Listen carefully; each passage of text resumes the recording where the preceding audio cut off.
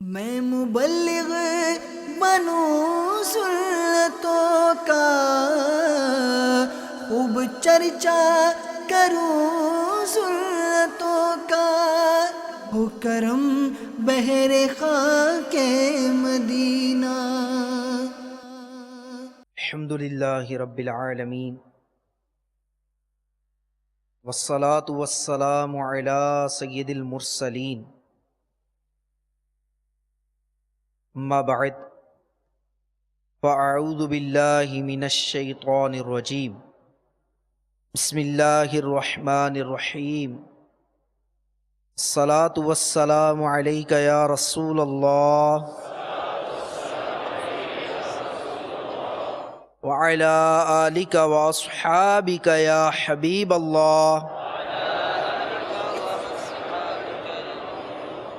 الصلاة والسلام عليك يا نبي الله وعلى آلك وأصحابك يا نور الله۔ تاجدار رسالت صلی اللہ تعالی علیہ وآلہ وسلم کا فرمان بخشش نشان ہے، جس نے دن اور رات میں میری طرف شوق و محبت کی وجہ سے تین بار درود پاک پڑھا، اللہ عز و جل پر حق ہے کہ اس کے اس دن اور اس رات کے گناہ بخش دے۔ آس ہے نہ کوئی پاس، ایک تمہاری ہے آس، بس ہے یہی آسرا تم پہ کروڑوں درود۔ صلو علی الحبیب صلی اللہ تعالی علی محمد وعلی آلہ واصحابہ وبارک وسلم۔ میٹھے میٹھے اسلامی بھائیوں، حصول ثواب کی خاطر آئیے بیان سننے سے پہلے کچھ اچھی نیتیں کیے لیتے ہیں۔ فرمان مصطفیٰ صلی اللہ تعالی علیہ وسلم، مسلمان کی نیت اس کے عمل سے بہتر ہے۔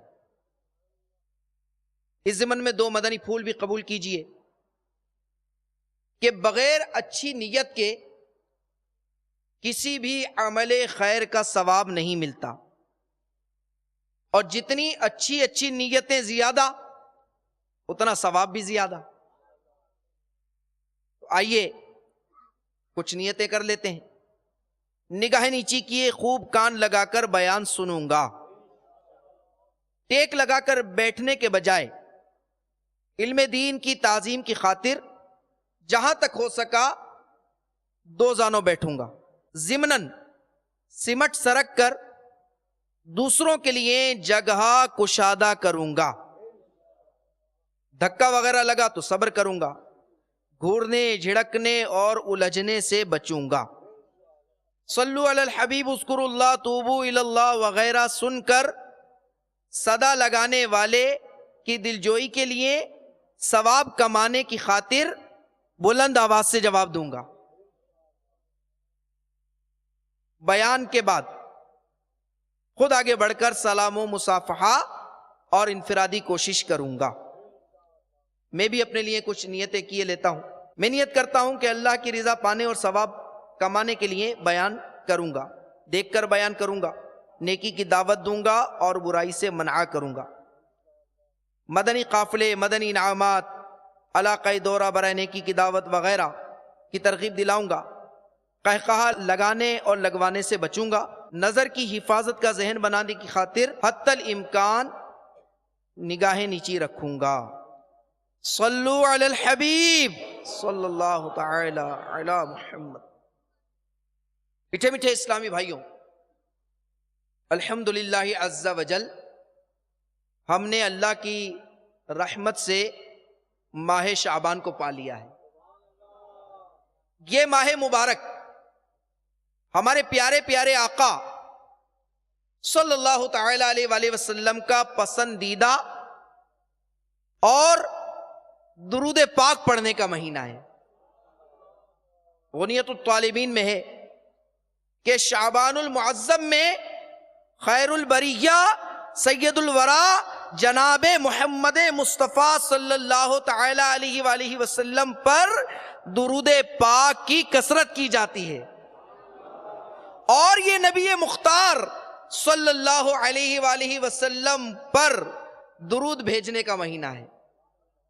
لہٰذا اس ماہ مبارک میں کثرت سے درود پاک پڑھنا چاہیے۔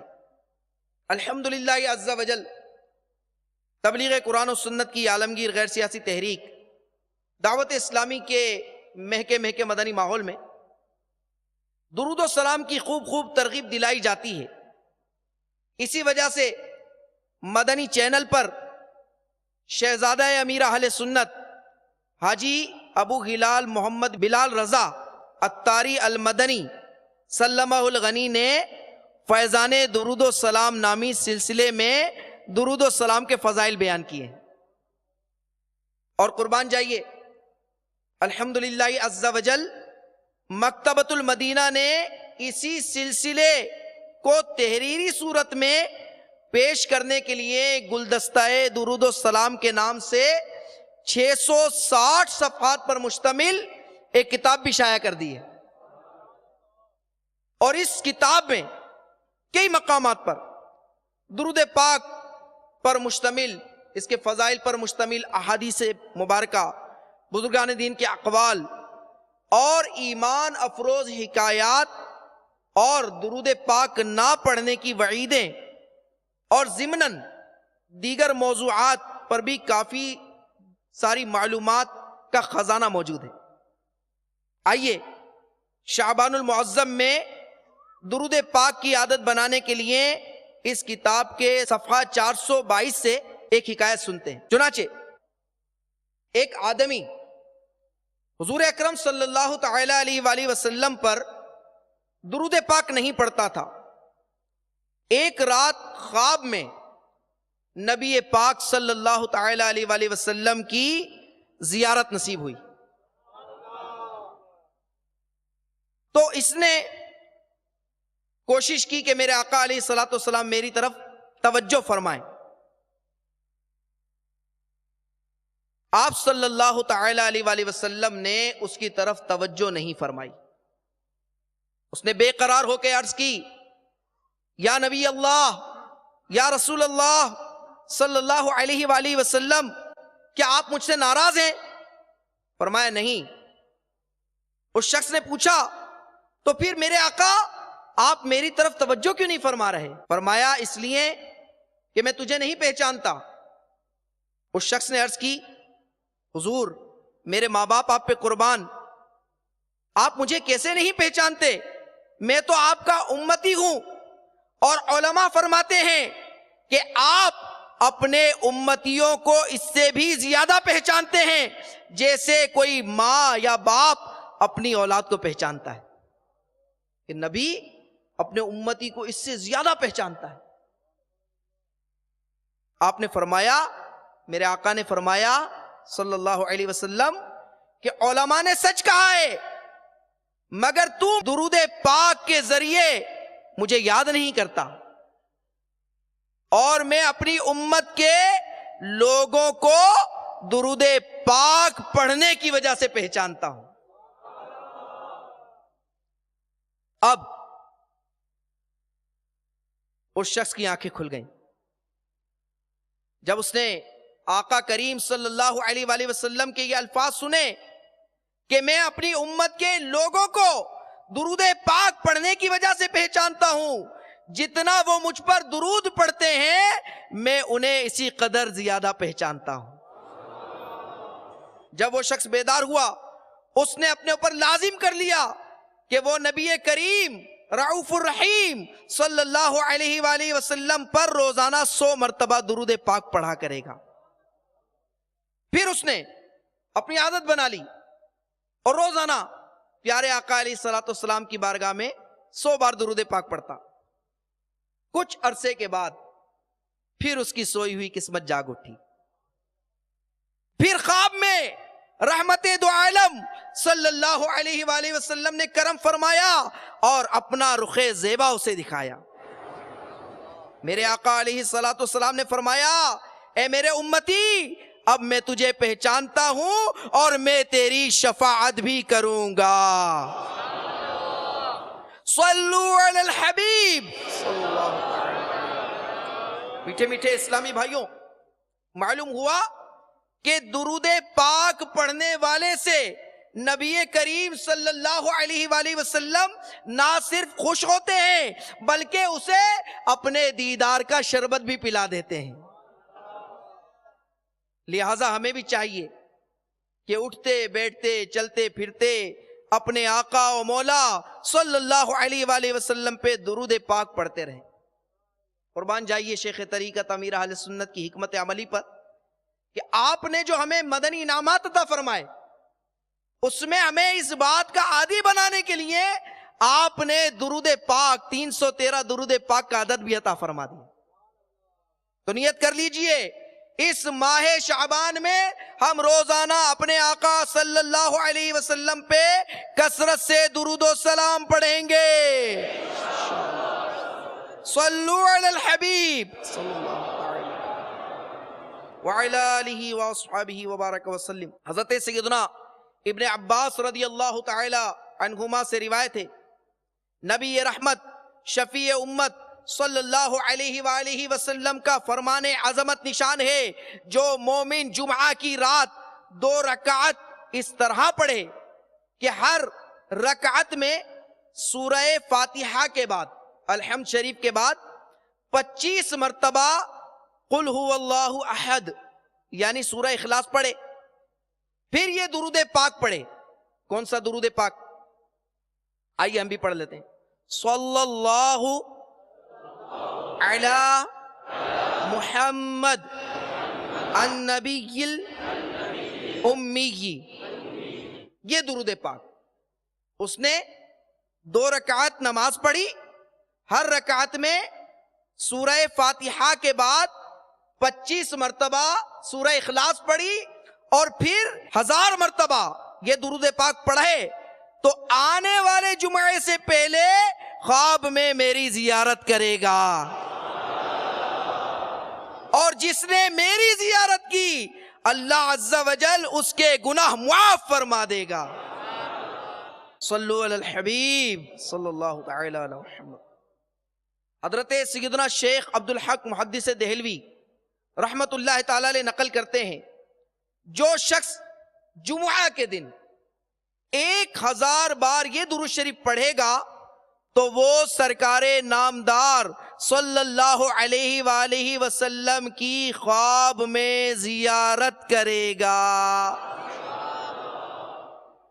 یا جنت میں اپنی منزل دیکھ لے گا. اگر پہلی بار مقصد پورا نہ ہو تو دوسرے جمعہ بھی اس کو پڑھے. انشاءاللہ عز و جل 5 جمعوں تک اس کو سرکار مدینہ صلی اللہ علیہ وسلم کی زیارت نصیب ہو جائے گی. صلو علی الحبیب صلی اللہ تعالی علی محمد. میٹھے میٹھے اسلامی بھائیوں، حضور پاک صاحب لولاک صلی اللہ علیہ وآلہ وسلم کی معراج 27 رجب المرجب معراج کی رات گزری تو میرے آقا علیہ السلام کی معراج دیدار کبریا ہے اور عاشق رسول کی معراج دیدار مصطفیٰ ہے.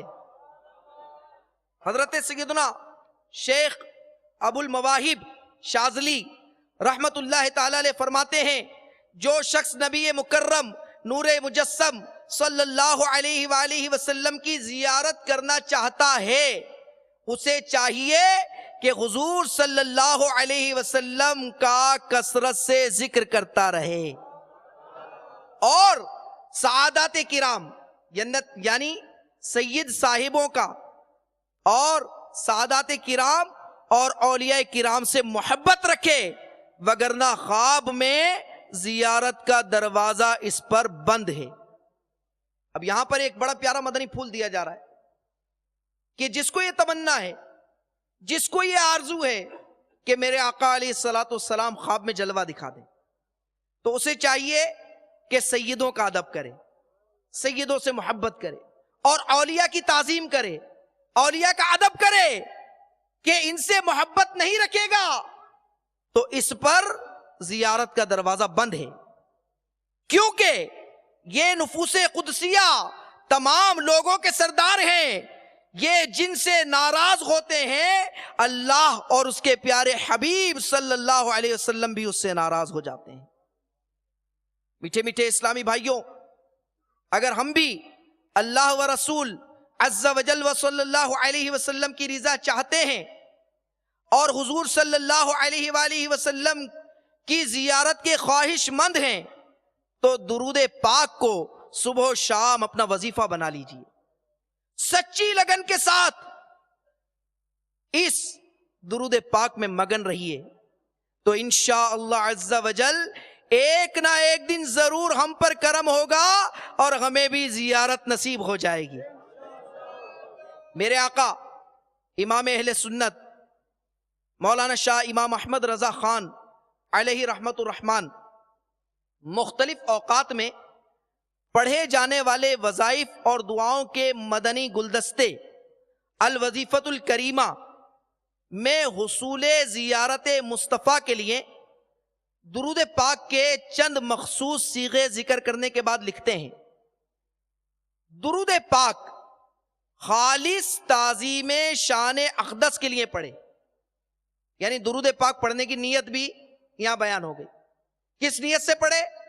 پیارے آقا علیہ السلام کی تعظیم و عظمت کے لیے، اور اس نیت کو دل میں جگہ بھی نہ دے کہ مجھے زیارت عطا ہو، آگے ان کا کرم بے حد و انتہا ہے، منہ مدینہ طیبہ کی طرف ہو، درود پاک پڑھنے کا ادب سکھایا جا رہا ہے کہ درود پاک پڑھتے ہوئے دل میں تعظیم مصطفیٰ ہو اور چہرہ مدینے کی طرف ہو اور دل حضور اقدس صلی اللہ تعالی علیہ وسلم کی طرف لگا ہو، اور دست بستہ ہاتھ باندھ کر پڑھے اور یہ تصور باندھے کہ روضہ انور کے حضور حاضر ہوں، اور یہ یقین جانے، درود پاک پڑھنے والا یہ یقین جانے کہ حضور انور صلی اللہ علیہ وآلہ وسلم اسے دیکھ رہے ہیں، اس کی آواز سن رہے ہیں، اس کے دل کے خطروں پر مطلع ہیں۔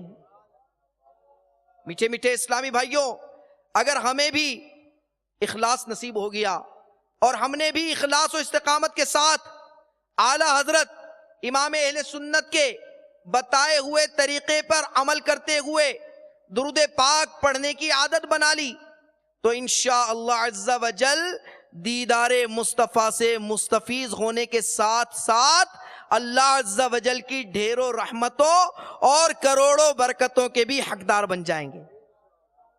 آئیے ترغیب کے لیے درود پاک کی مزید فضیلتیں سنتے ہیں۔ چنانچہ سیدنا شیخ عبدالحق محدث دہلوی رحمت اللہ تعالی علیہ جذب القلوب میں ارشاد فرماتے ہیں، جب بندہ ایک بار درود پاک پڑھتا ہے، ایک بار درود پاک پڑھتا ہے تو اللہ عز و جل اس پر 10 بار رحمت نازل فرماتا ہے، 10 گناہ مٹا دیتا ہے، 10 درجے بلند کرتا ہے، 10 نیکیاں عطا فرماتا ہے اور 10 غلام آزاد کرنے کا ثواب عطا فرماتا ہے، اور 20 غزوات میں شمولیت کا ثواب بھی عطا فرماتا ہے، اور درود پاک سبب قبولیت دعا ہے۔ اگر کوئی چاہتا ہے میری دعائیں قبول ہو جائیں تو وہ اپنی دعاؤں میں درود پاک کو شامل کر لے۔ اس کے پڑھنے سے، درود پاک کے پڑھنے سے کیا ملے گا؟ درود پاک کے پڑھنے سے شفاعت مصطفیٰ واجب ہو جاتی ہے، مصطفیٰ کریم صلی اللہ علیہ وآلہ وسلم کا باب جنت پر، جنت کے دروازے پر قرب نصیب ہوگا، اور درود پاک تمام پریشانیوں کو دور کرنے کے لیے اور تمام حاجات کی تکمیل کے لیے کافی ہے۔ درود پاک گناہوں کا کفارہ ہے، صدقہ کے قائم مقام ہے، بلکہ صدقے سے بھی افضل ہے۔ سیدنا شیخ عبدالحق محدث دہلوی رحمت اللہ تعالی علیہ فرماتے ہیں درود شریف سے مصیبتیں ٹلتی ہیں، بیماریوں سے شفا حاصل ہوتی ہے، خوف دور ہوتا ہے، ظالم سے نجات ملتی ہے، دشمن پر فتح حاصل ہوتی ہے، اللہ کی رضا حاصل ہوتی ہے اور دل میں اس کی محبت پیدا ہوتی ہے، فرشتے اس کا ذکر کرتے ہیں، اعمال کی تکمیل ہوتی ہے، جان و اسباب و مال کی پاکیزگی حاصل ہوتی ہے، پڑھنے والا خوشحال ہو جاتا ہے، برکتیں حاصل ہوتی ہیں، اولاد در اولاد 4 نسلوں تک برکت رہتی ہے۔ میٹھے میٹھے اور پیارے پیارے اسلامی بھائیوں، حصول برکات کے لیے، ترقی معرفت کے لیے اور حضور صلی اللہ علیہ وآلہ وسلم کی قربت پانے کے لیے درود و سلام کی کثرت کو اپنے اوپر لازم فرما لیجئے۔ صلو علی الحبیب صلی اللہ تعالی علی محمد وعلی آلہ واصحابہ وبارک وسلم۔ میٹھے میٹھے اسلامی بھائیوں، حدیث پاک میں ارشاد فرمایا میرے آقا صلی اللہ تعالی علیہ وسلم نے، شعبان شہری و رمضان شہر اللہ، شعبان میرا مہینہ ہے اور رمضان اللہ کا مہینہ ہے۔ پیارے آقا علیہ الصلوۃ والسلام اس مبارک مہینے کو بے حد پسند فرماتے تھے اور کثرت سے روزے رکھا کرتے تھے۔ ام المومنین حضرت سیدتنا عائشہ صدیقہ طیبہ طاہرہ رضی اللہ عنہا فرماتی ہیں میرے سرتاج صاحب معراج صلی اللہ علیہ وآلہ وسلم کا پسندیدہ مہینہ شعبان تھا کہ اس میں روزے رکھا کرتے، پھر اسے رمضان سے ملا دیتے۔ ایک اور حدیث پاک میں ہے رسول اللہ صلی اللہ تعالی علیہ وآلہ وسلم شعبان سے زیادہ کسی مہینے میں روزے نہ رکھا کرتے تھے، بلکہ پورے شعبان ہی روزے رکھ لیا کرتے تھے اور فرمایا کرتے تھے اپنی استطاعت کے مطابق عمل کرو، اپنی استطاعت کے مطابق عمل کرو کہ اللہ عز و جل اس وقت تک اپنا فضل نہیں روکتا جب تک تم اکتا نہ جاؤ۔ شارح بخاری حضرت علامہ مفتی محمد شریف الحق امجدی علیہ رحمت اللہ قوی اس حدیث پاک کے تحت فرماتے ہیں مراد یہ ہے کہ شعبان میں اکثر دنوں میں روزے رکھتے تھے۔ اوپر بیان کیا پورے شعبان، تو اس کی مراد کیا ہے؟ اکثر، اور اسے تغلیباً یعنی غلبے اور زیادت کے لحاظ سے کل یعنی سارے مہینے کے روزے رکھنے سے تعبیر کیا گیا۔ جیسا کہ کہا جاتا ہے کہ فلاں نے پوری رات عبادت کی، جبکہ اس نے رات میں کھانا بھی کھایا ہوتا ہے اور دیگر ضروری حاجات سے بھی وہ فارغ ہوتا ہے، تو یہاں تغلیباً اکثر کو کل کہہ دیا گیا۔ مزید فرماتے ہیں کہ اس حدیث سے معلوم ہوا کہ شعبان میں جسے قوت ہو وہ زیادہ سے زیادہ روزے رکھے، البتہ جو کمزور ہو وہ روزہ نہ رکھے، کیونکہ اس سے رمضان کے روزوں پر اثر پڑے گا۔ اور یہی مطلب ہے ان احادیث کا کہ جن میں یہ فرمایا گیا کہ 15 شعبان کے بعد روزہ نہ رکھو۔ تو اگر کوئی اپنے اندر کمزوری محسوس کرتا ہے تو اس کے لیے حکم یہ ہے کہ پھر وہ روزہ شعبان کا نہ رکھے، کہ کہیں ایسا نہ ہو کہ پھر رمضان میں پریشانی کا سامنا ہو۔ میٹھے میٹھے اسلامی بھائیوں، دیکھا آپ نے ہمارے پیارے پیارے آقا میٹھے میٹھے مصطفیٰ صلی اللہ علیہ وآلہ وسلم اس ماہ شعبان کو کس قدر پسند فرماتے تھے۔ حالانکہ اس مہینے میں روزے فرض نہیں ہیں، مگر پھر بھی میرے آقا علیہ الصلوۃ والسلام کثرت سے روزے رکھا کرتے تھے۔ اب ذرا غور کیجئے کہ پیارے آقا صلی اللہ علیہ وآلہ وسلم سید المعصومین ہو کر بھی اس مبارک مہینے میں اکثر روزے کی حالت میں رہیں، تو ہم گناہگاروں کو اس ماہ میں روزے رکھنے کی کتنی ضرورت ہے۔ ہمیں چاہیے کہ رمضان کے روزوں کے علاوہ نفلی روزے رکھنے کی بھی عادت بنائیں کہ اس میں ہمارے لیے بے شمار دینی اور دنیاوی فوائد ہیں۔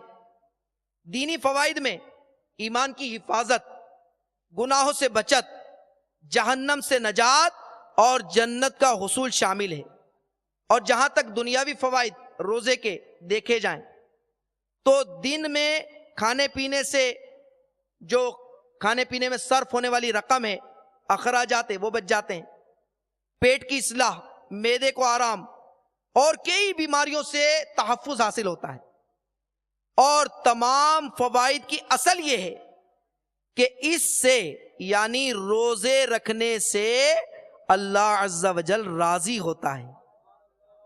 تو ہمیں بھی چند دنوں کی مشقت سہ کر بے شمار دینی اور دنیاوی فوائد حاصل کرنے کی کوشش کرنی چاہیے۔ مزید یہ کہ نفلی روزے رکھنے کا اجر و ثواب تو اتنا ہے کہ جی چاہتا ہے کہ بس روزے رکھتے ہی چلے جائیں۔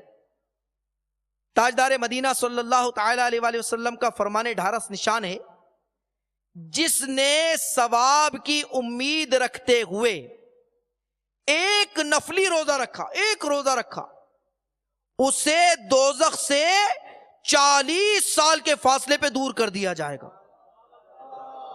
غور کیجیے کتنا ثواب ہے۔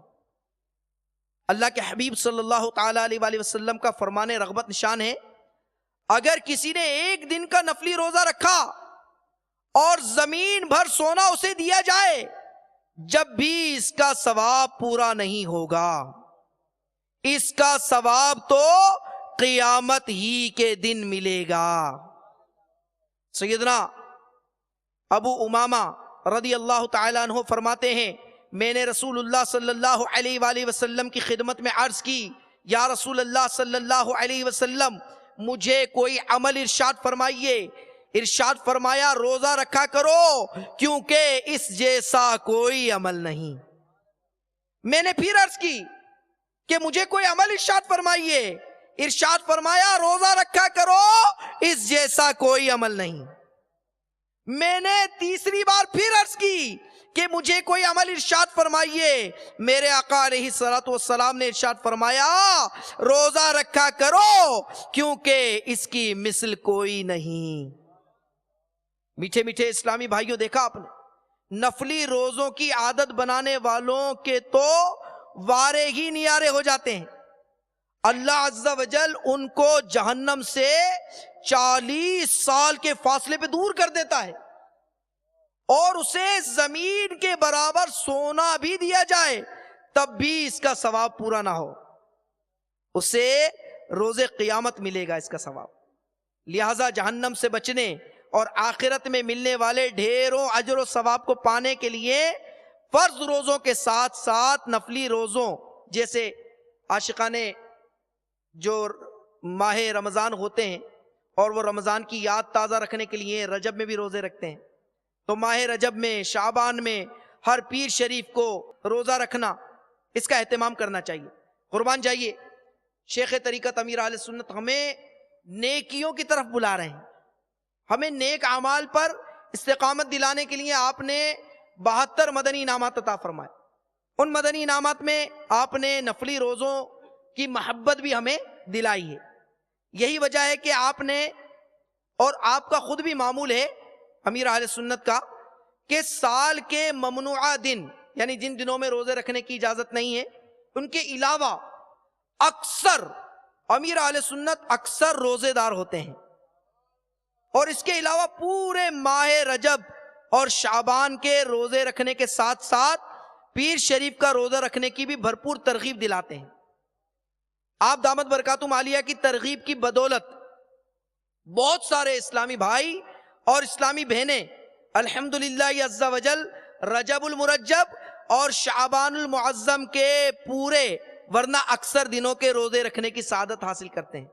یہاں بھی کتنے ایسے بیٹھے ہوں گے کہ جو الحمدللہ ماہ رجب میں، کسی نے تو پورے رجب میں روزے رکھے ہوں گے، کسی نے اکثر رجب میں روزے رکھے ہوں گے، اور اب ماہ شعبان شروع ہو گیا تو روزوں کی ترکیب چل رہی ہوگی۔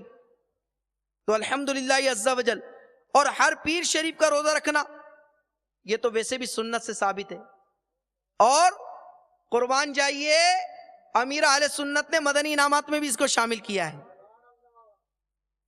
جیسا کہ مدنی انعام نمبر 58 میں ہے۔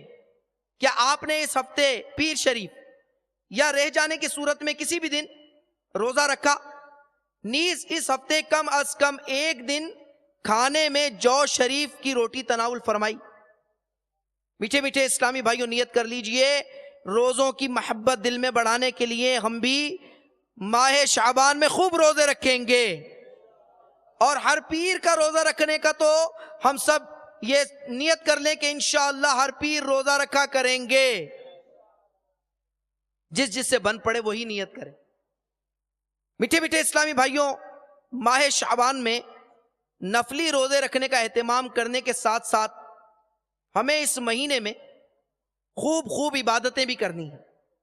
صحابہ کرام علیہم الرضوان کا بڑا پیارا معمول تھا کہ اس مبارک مہینے کی آمد ہوتے ہی جیسے چاند نظر آیا تو اب صحابہ کرام زیادہ تر وقت نیکیوں میں گزارتے تھے۔ چنانچہ حضرت سیدنا انس بن مالک رضی اللہ تعالیٰ عنہ فرماتے ہیں کہ ماہ شعبان کا چاند نظر آتے ہی صحابہ کرام تلاوت قرآن پاک میں مشغول ہو جاتے۔ ان کا یہ معمول تھا، اور ہمارا کیا ہے؟ ہم بھی غور کرتے جائیں۔ صحابہ کرام اپنے اموال کی زکوٰۃ نکالتے تاکہ کمزور اور مسکین لوگ ماہ رمضان کے روزوں کی تیاری کر سکیں، اور ہم حکام قیدیوں کو طلب کر کے جس پر حد یعنی سزا قائم کرنی ہوتی اس پر حد قائم کرتے اور بقیہ کو آزاد کر دیتے، تاجر اپنے قرضے ادا کر دیتے اور دوسروں سے وصول کر لیتے۔ یوں ماہ رمضان کا چاند نظر آنے سے پہلے پہلے اپنے آپ کو فارغ کر لیتے۔ اور پھر کیا ہوتا؟ جب ماہ رمضان کا چاند نظر آتا تو غسل کر کے بعض حضرات صحابہ کرام سارے مہینے کے لیے اعتکاف میں بیٹھ جاتے، اور یہی سنت صحابہ کرام کی دعوت اسلامی نے بھی زندہ کی، اور کئی مقامات پہ بھی الحمدللہ پچھلے سالوں میں بھی اور اس دفعہ بھی انشاءاللہ پورے مہینے کے اعتکاف کی ترکیب ہے۔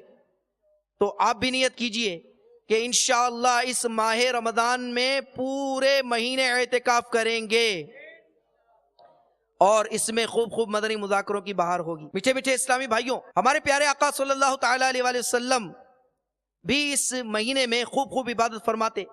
سیدہ عائشہ صدیقہ رضی اللہ تعالیٰ عنہ فرماتی ہیں، ایک بار شعبان المعظم کی 15ویں شب کو تاجدار مدینہ صلی اللہ تعالیٰ علیہ وآلہ وسلم نے مجھ سے فرمایا، مجھے اس رات میں عبادت کرنے کی اجازت دو۔